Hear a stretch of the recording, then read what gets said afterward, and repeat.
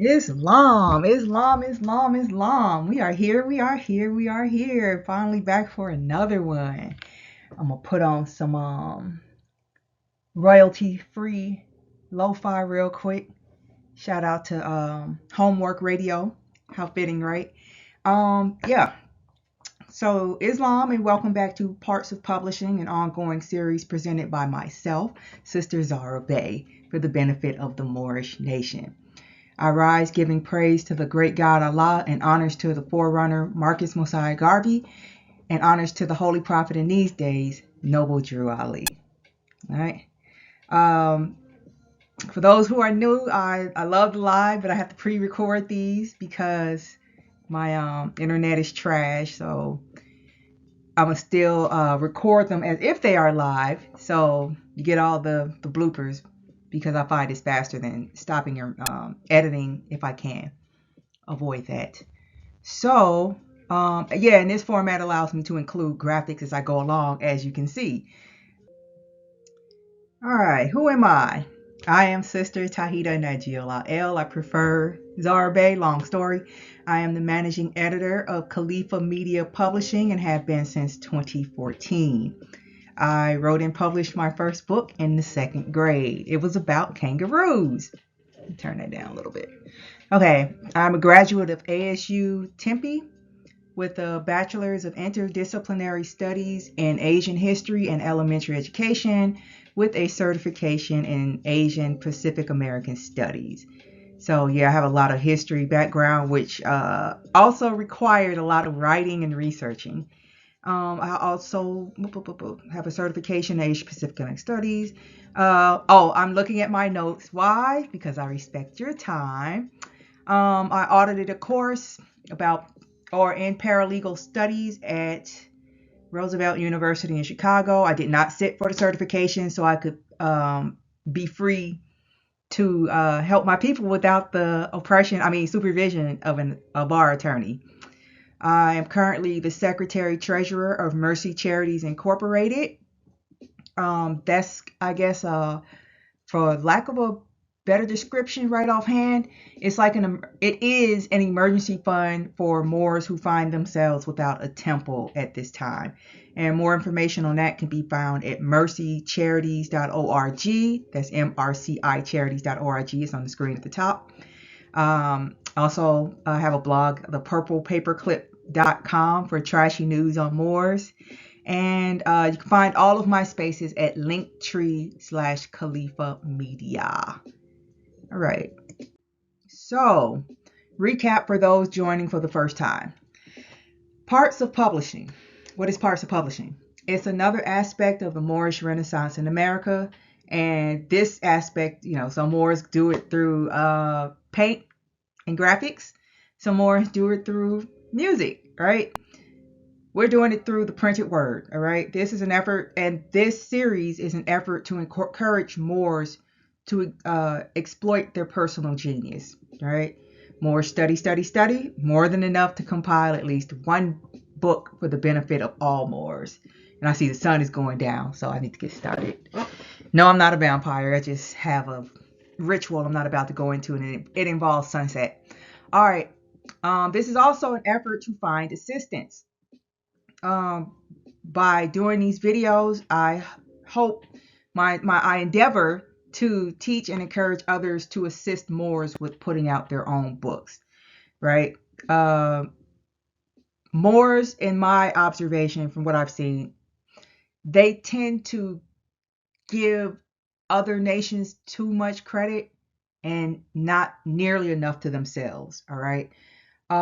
Sometimes they think, oh, I couldn't, I shouldn't, I wouldn't, because look at them, they got it, they're way smarter than me. You'd be surprised, all right?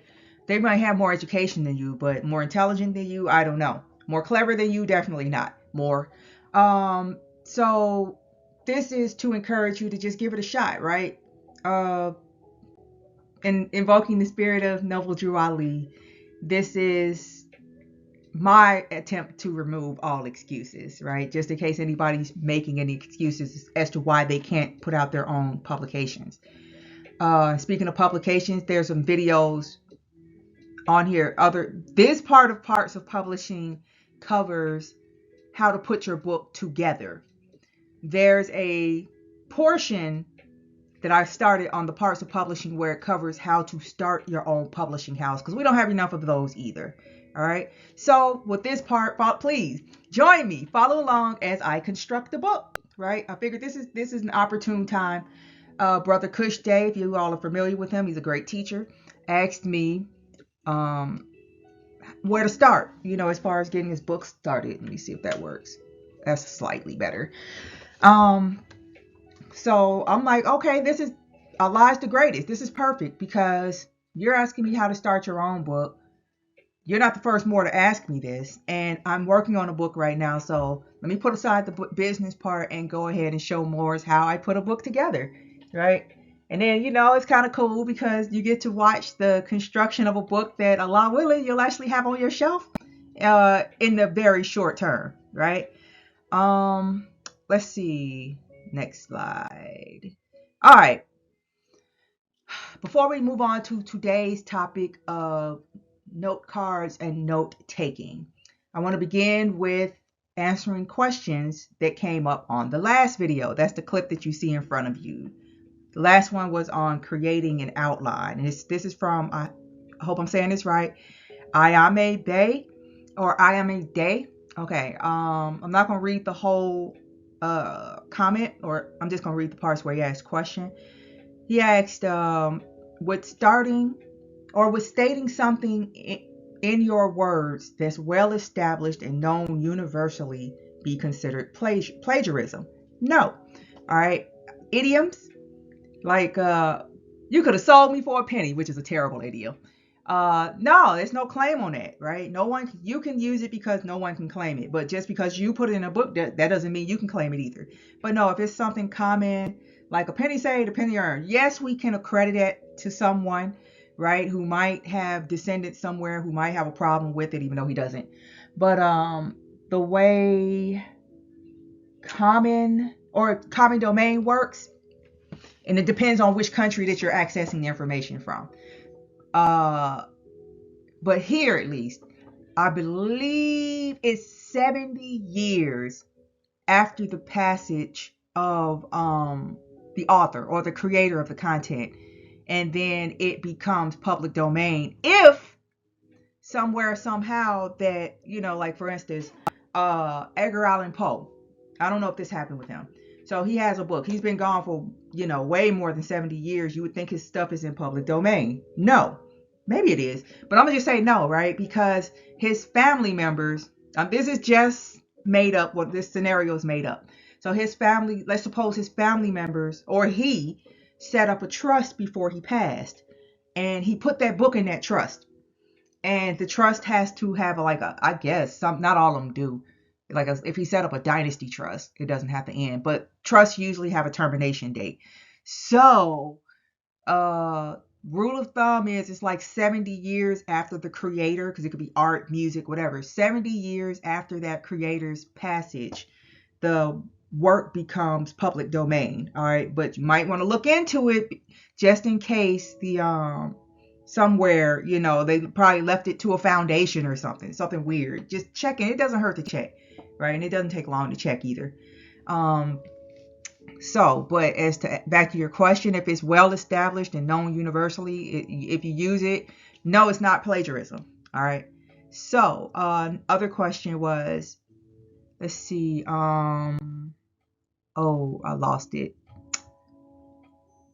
I'll have to go back to that because I skipped a slide, or I skipped through the slide. I'm gonna have to figure out how to work this. And in order to go back, I would have to stop the video, save it from where it is right now, and then come back to, no, I'll come back to your question later. Islam. Yeah, I figured it out. Islam. So the second question was, would it be proper grammar to use slept past tense in a statement such as, what are ye slept? Ye slepted. Ye slepted being, I think, a present tense verb. Is that correct usage? Okay, to answer that question, for those who missed it, that was covered in the previous video, parts of publishing, book construction on creating an outline, I believe. And Yishlept is what I use instead of the word name, because name, if you look it up in a legal dictionary, is a Christian term. It refers to something Christian. So, you know, I prefer to use the correct terms, considering we deal with, an equivocal language, which I'll just stop now. Anyway, so the past tense of this word, yishlept, is the same as the present tense. All right. So, i.e., I am ishlept Zara. My parents ishlept me Tahita. Right? So the present tense is ishlept. The past tense is ishlept. Same like with put, let. Think about it. Sit or sat. Let me start over. Put, let, set, hit, cost, hurt, shut, quit, split, and spread. Those all those words just listed, the present tense and the past tense are the same word. Islam. Anyway, so note cards. Let's get to note cards. All right. The note card. So this is kind of recapping because I love education term scaffolding. All right. How lessons build on top of each other. Right. So note cards are important. You cannot get around them, especially not in a work of nonfiction. So, recapping back on the previous videos, the topic determines the outline. Check. The outline determines the note cards. Check. And the note cards build your dialogue. See, it's scaffolding, right? And that's going to lead somewhere later, but that's a future video. But like I said, note cards, you can't skip them, all right? Unless you like you're giving I don't know, some channel treatise. Like, okay, Noble Drew Ali, I'm gonna say he channeled the book that's known as the Moorish Science, the Holy Quran and the Moorish Science Temple of America, right? He channeled it. So he didn't need no note cards because it was divinely inspired. So if you could do some stuff like that, you don't need note cards. Otherwise, for a work of nonfiction, you're gonna need note cards. All right. All right. They are important. All right. So traditionally, this is what a note card looks like. This might take you back to grade school, grammar school, high school, college, right? These are useful when you can't take the text with you, so to speak. All right. And as you can see, those are all the different parts. You can just Google note card structure, research note card structure, and this will come up, right? Or I can leave a link to it in the description box. But at the top, you see what? The topic. That was the first thing we had to decide before we even started the book, right? And then for number 2, it says where you found your information. Source number 3 could be like, I don't know, a dictionary, the title of a book, right? And then your paraphrased information, your chunks, that goes back to another video on, or it goes back to the video on creating an outline. How you can read it, and then you put it in your own words. And you can actually lift this straight off of the card into your outline and into your book. That exact paragraph. And then of course, don't forget number 4, where you found this fact, just in case you have to go back. Again, this is the traditional way of taking note cards. This is the way you would do it. Okay, for instance, you might find 10 paragraphs that you can use in 10 different books, specifically like physical text books, right? Rather than check out and these are books you can't, you don't have in your house. These are books at the library or the archives. So rather than check out all 10 of those books, you take what notes you can using this format and maybe check out 5 of those that you want to go deeper into, right? For closer inspection. Let me see. So, these actual physical cards are used for pretty much all physical library sources. Like you actually going somewhere to get this source, right? Um, you would have to use this because the most useful sources can't be checked out. Examples include dictionaries, microfiche, right? You're gonna check out go ahead, check out a microfiche, and then how you gonna use it when you get home, right? Old periodicals, old maps, such as that stuff that can't leave the library. And another thing about the note cards, doing it this way, it's kind of like knowing how to cursive write, right? If the right person walks past you doing that, they're gonna be like, "Hey, you on that?" And they might give you a little gem, right? So yeah, if the librarian catches you, especially if it's like no, I should say the librarian, because people that go into library sciences, they're a trip. It don't matter what age they are.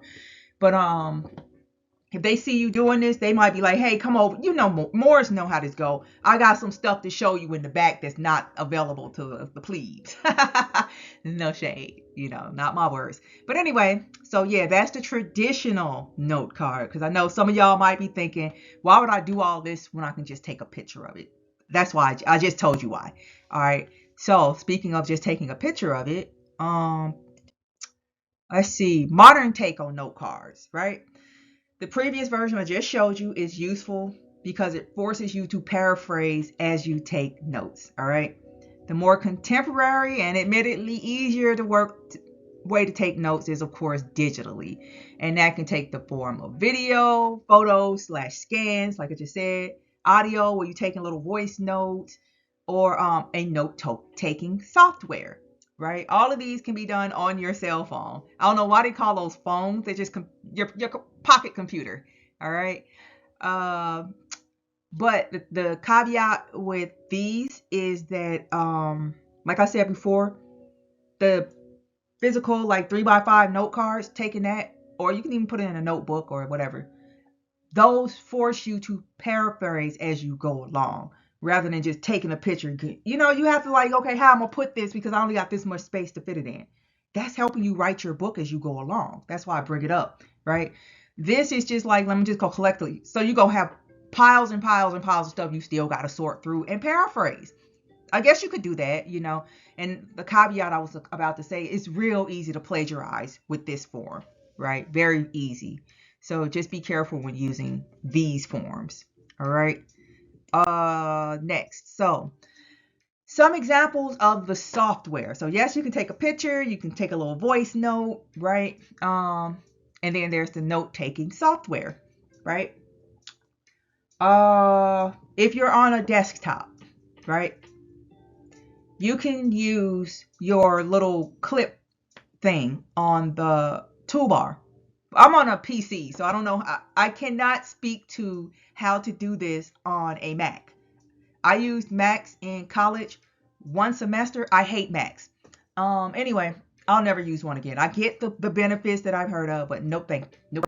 Anyway, so I'm speaking on a PC. So you usually have a little a clipper application on there where it's a little pair of scissors and you can just take little screenshots, or you can just hit print screen and then copy that into your outline, right, directly. Another way to do note taking on your desktop as well as on your phone is Evernote. I don't know if anybody's ever heard of that. I haven't used it in a while, like a long while, but I recall it being extremely user friendly, right? That's Evernote. And then one I just stumbled across, Google Keep. All right. I don't know how I stumbled across this. I guess I was led to it because I was not looking for this. I was looking for something else and came across this. So Google Keep, if you haven't heard of it, I never heard of it until a couple of days ago, and I started using it and I really like it. The best way I can describe it, it reminds me of Pinterest, right? Where you can save pictures, but you can save selected text too, right? Like, okay, Pinterest button, you have like, oh, I like this image. Let me right click on it. My drop down menu comes and I have a little red button that says add this to my Pinterest board. It's an image, right? Maybe I can add a description, blah, blah, blah, right? Nah, this mug is like, okay, you can just copy this text, right? And I think I have an example in here actually. Um, you can just copy this text, take your little notes on it, and then it's going to I think they said this feature might be getting ready to go away. It's automatically going to save it for you. Boohoo, just click save now, right? And it's going to automatically save the source for you. And I think it asks you, do you want to cite it? Like, it'll give you the option of like putting the citation in there. Reason I like it is because it's looking like I can put this stuff into a Google Doc and then download it as a Word doc or whatever and put it into my notes. It's really cool. Let me see. I think I have an example of using it. Okay, yeah. I'm going to use the Turban Book and Google Keep as an example. All right. So, okay. So, this portion of the book is talking about, now, I'm going to try something, all right.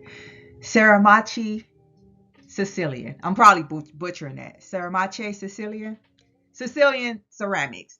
All right. Cool story behind it. Again, this goes back to the task, the labor of staying on your topic, because I was looking for a ceramic head and came across the story about where these heads came from. And there's quite a few different stories, and they're all from Sicily, right? But the one thing that rang, see, I just got to tell this story real quick. So it was funny. They were talking about like, yeah, it's all these ceramic makers all over Sicily, right? And all the sites said it. They admitted, yeah, the Moors brought ceramics to Sicily, right? And it was like something to do with the weather and the mud. I think that they said it was perfect to make this specific kind of porcelain, right? And I'm just reading this like, this sounds real messed up if I'm listening to what I think I'm listening to.